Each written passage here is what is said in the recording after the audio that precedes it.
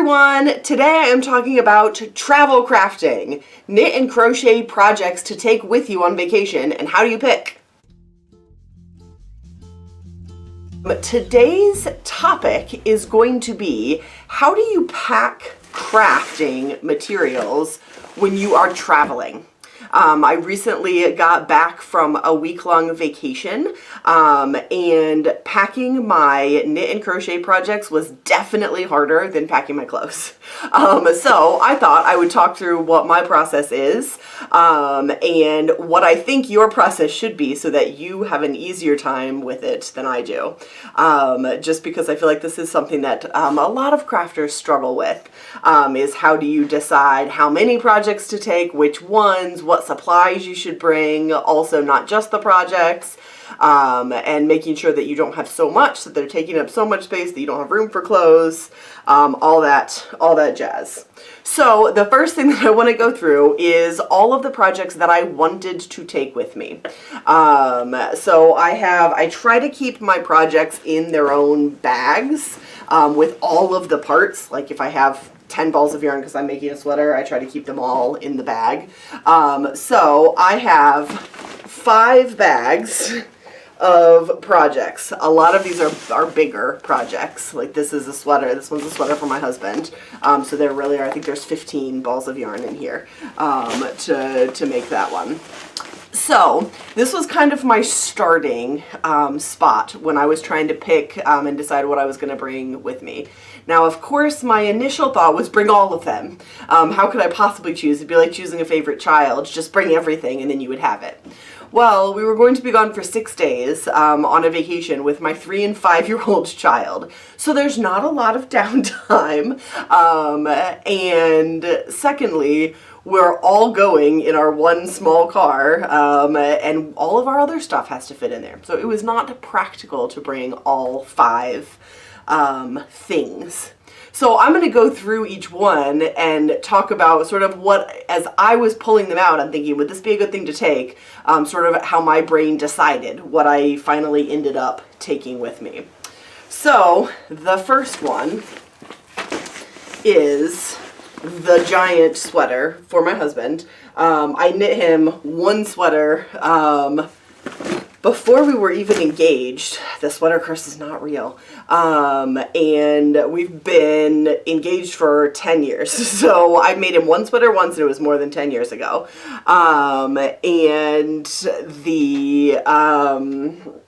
So this is the second sweater. I thought one a decade would probably be reasonable. But there's a lot of, it's already mostly done and there's still a lot of yarn here. I have a thing about keeping all of my stuff together. So I can't bring myself to just bring the sweater and the one ball that I'm knitting with. I'm not super organized, and if I do not keep every single thing in the bag, I will never find them ever again. They get absorbed back into the yarn truck stock and they get back out on the shelves and then they're gone and I never have them again. So it was not optional for me to leave behind the extra because I knew that wouldn't work. And this was just too big. It was too bulky. It's also a pretty mindless project. There's not a lot of thinking in here. I'm not writing a pattern from this. I'm just making it up as I go.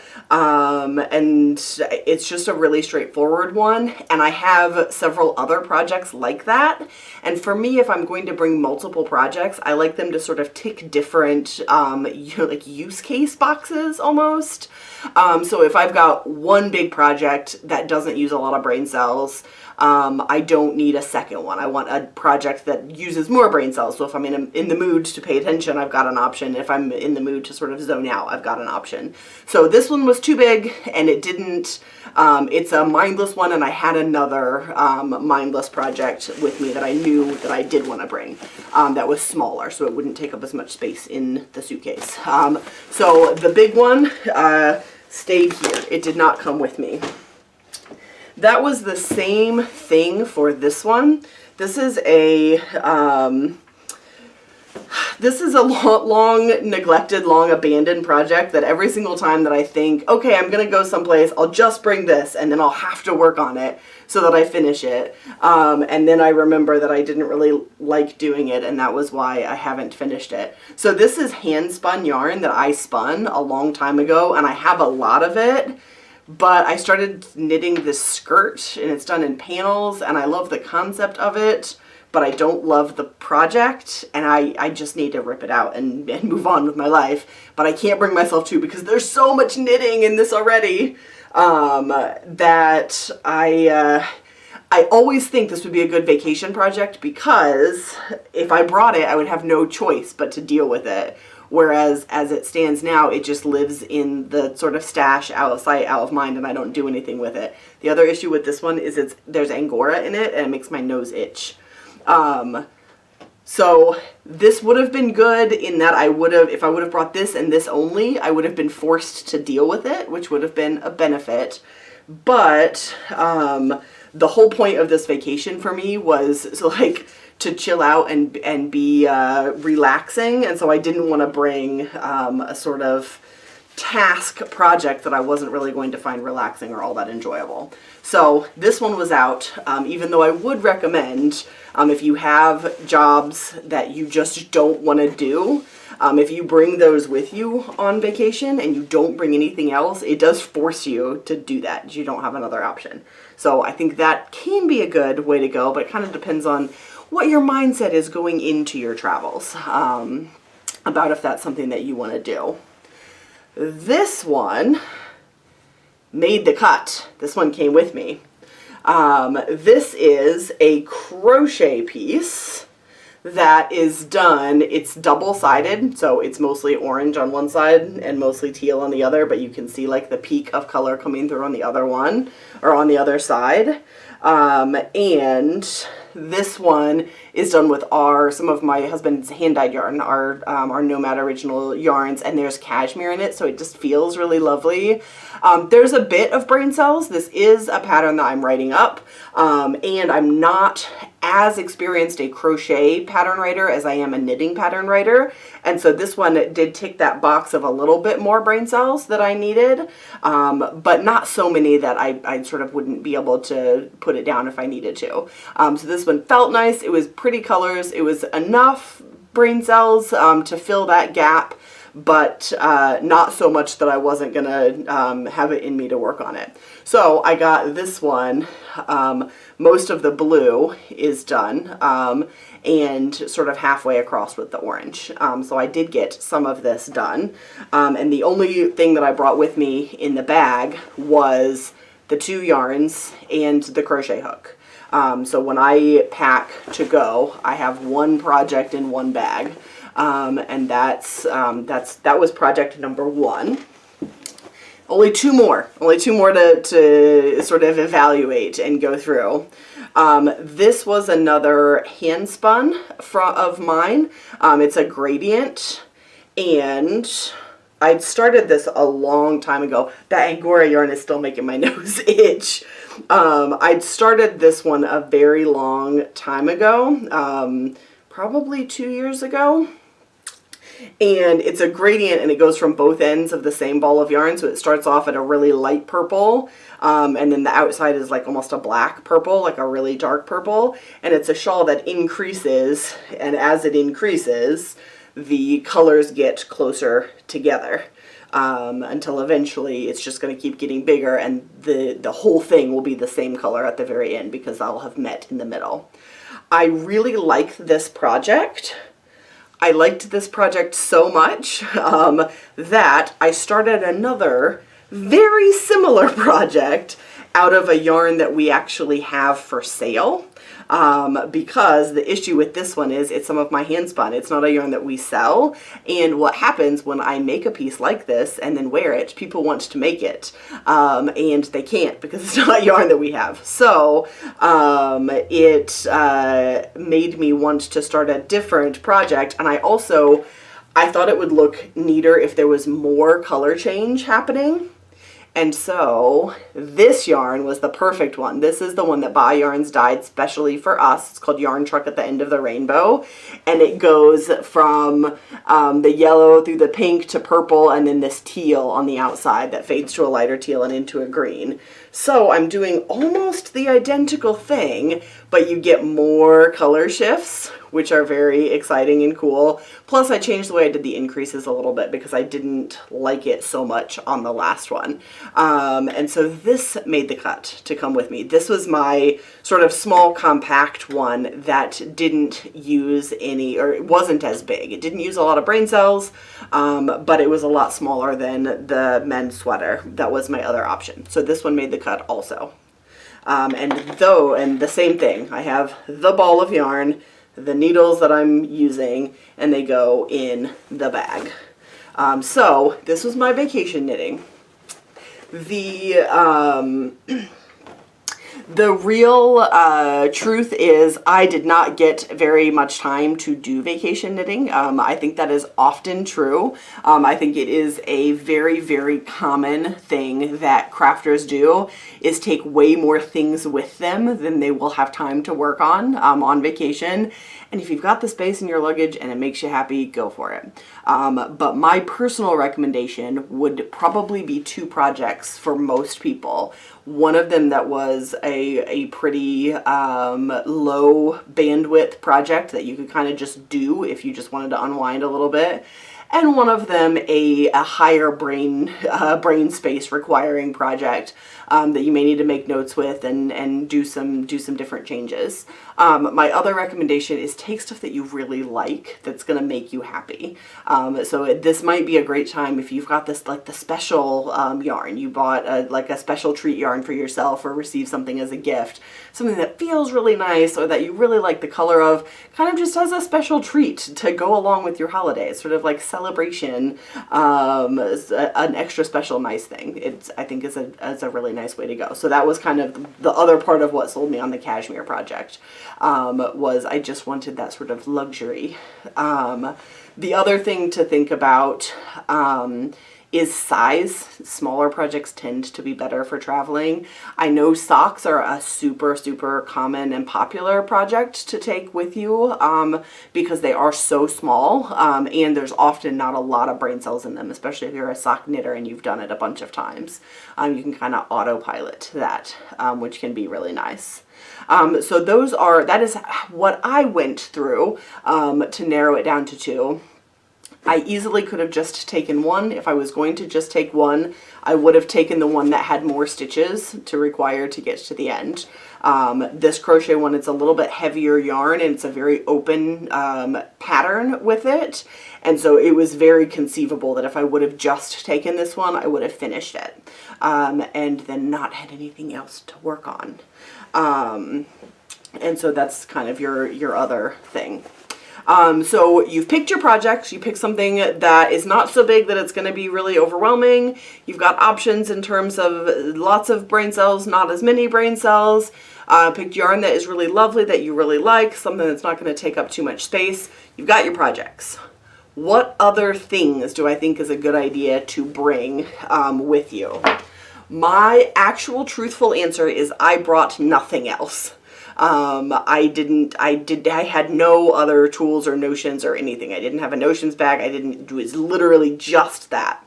But I'm not really a gizmo person, and I'm resourceful. I could have made it work if I needed to do something.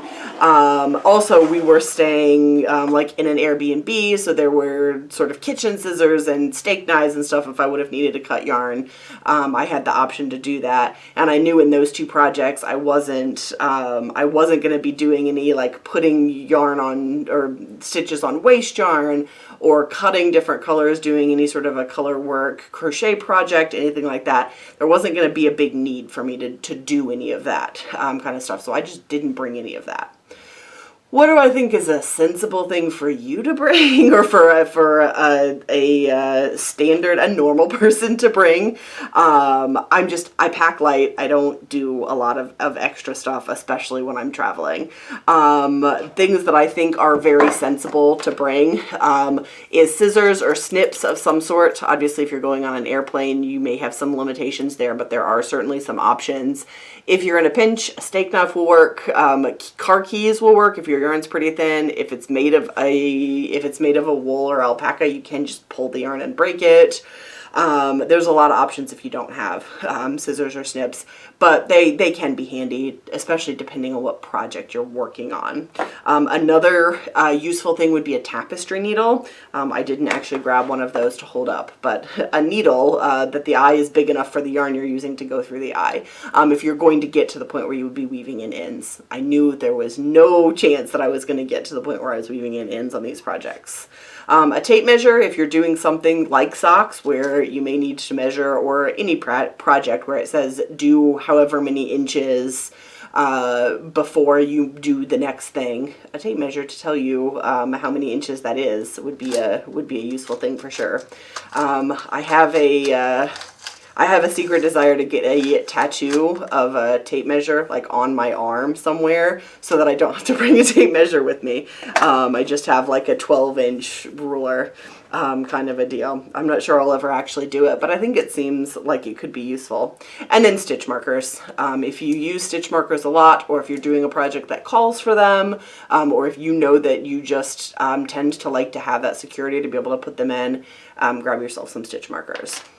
And that truly would be about all that I would think that you would need for most projects that you were doing. If you're doing something real crazy that you need special equipment for, bring the special equipment, but sort of factor that in when you're thinking, okay, I want something small and portable.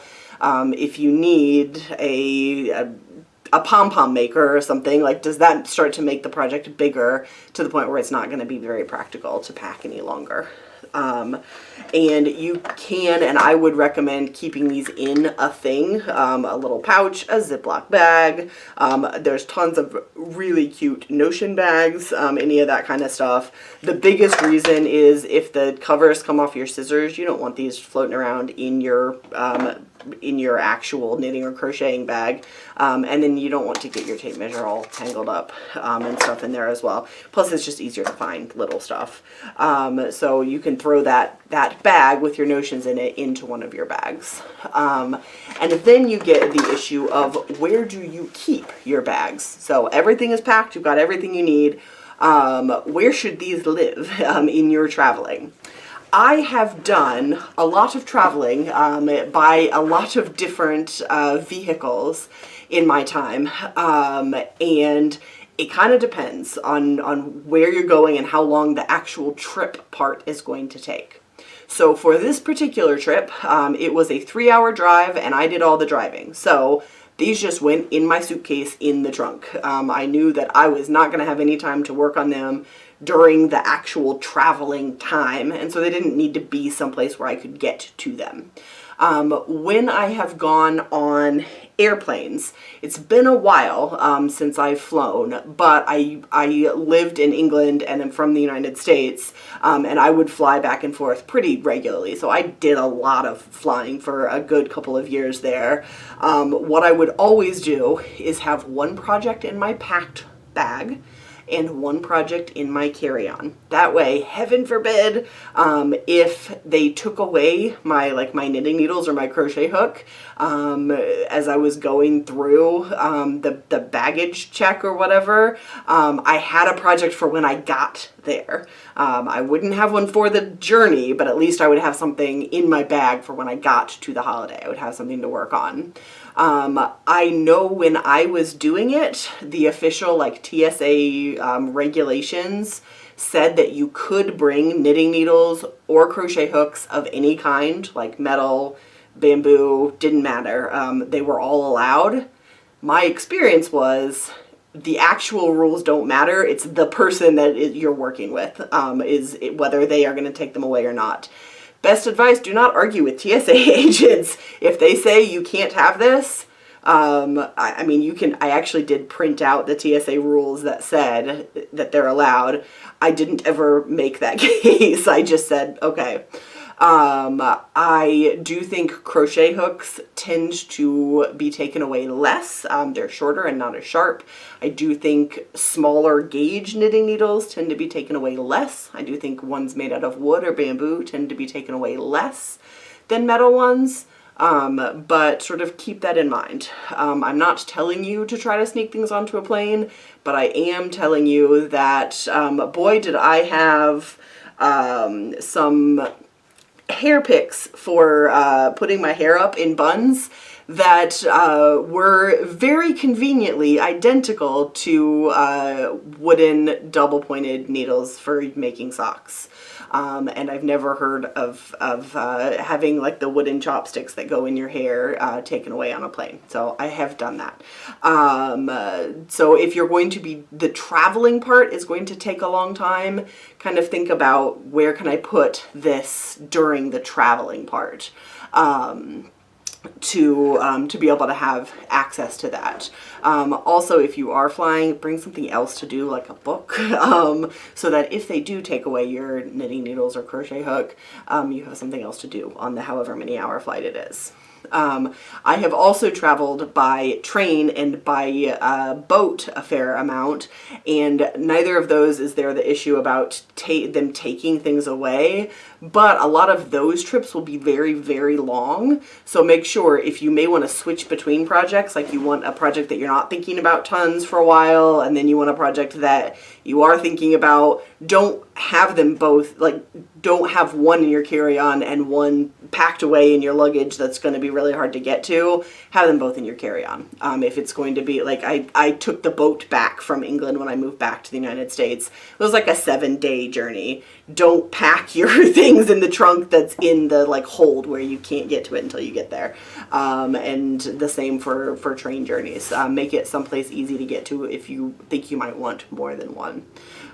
Some people really like the comfort of having a spare set of needles or crochet hooks. So in case you were working on something on a 7-day boat trip without a yarn store on board, you may bring a second set. If you're using, like I'm using a size 5 needle, you may bring a second set of size 5 needles in case one gets broken.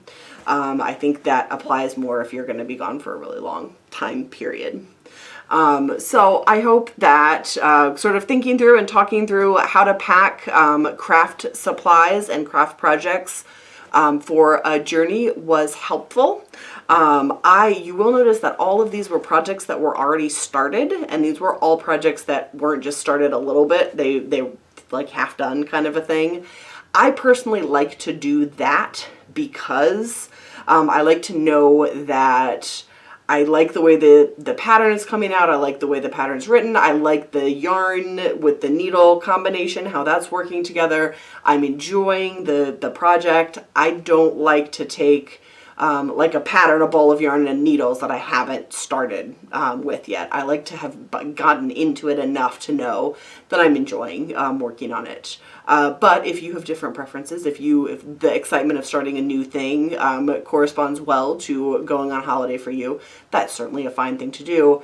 Maybe bring a couple of sets of needles with different sizes, or do your gauge swatch ahead of time so that you don't end up discovering that you don't actually have the right supplies for you when you thought you did.